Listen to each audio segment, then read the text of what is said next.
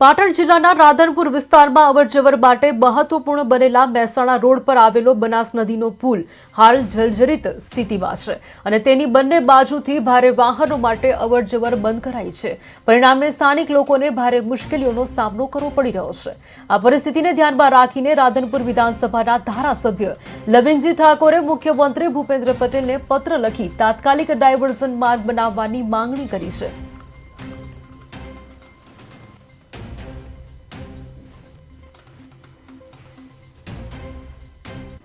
જે અહીંયા બનાસ નદીનો પુલ જે ગોતનાથી આ બાજુ આવેલો છે એ પુલ જર્જરિત હાલતમાં હોય,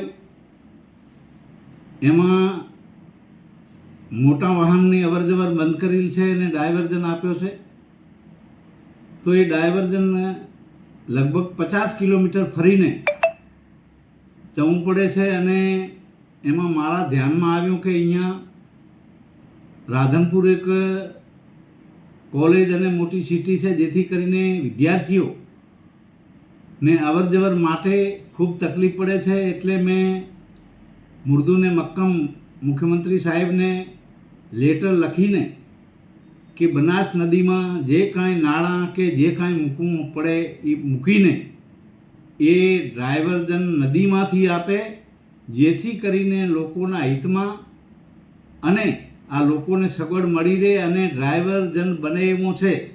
મેં સીએમ સાહેબને રજૂઆત કરી છે, તો મારી રજૂઆતને ધ્યાનમાં રાખીને એ તંત્રને પણ મેં બધે વાત કરી છે કે અહીંયા ડાયવર્ઝન આપવો જોઈએ, જેથી કરીને લોકોને હિતકારી માટે અને વિદ્યાર્થીઓને આ ફરીને જવું ન પડે, એટલા માટે મેં એ લેખિત આપ્યું છે।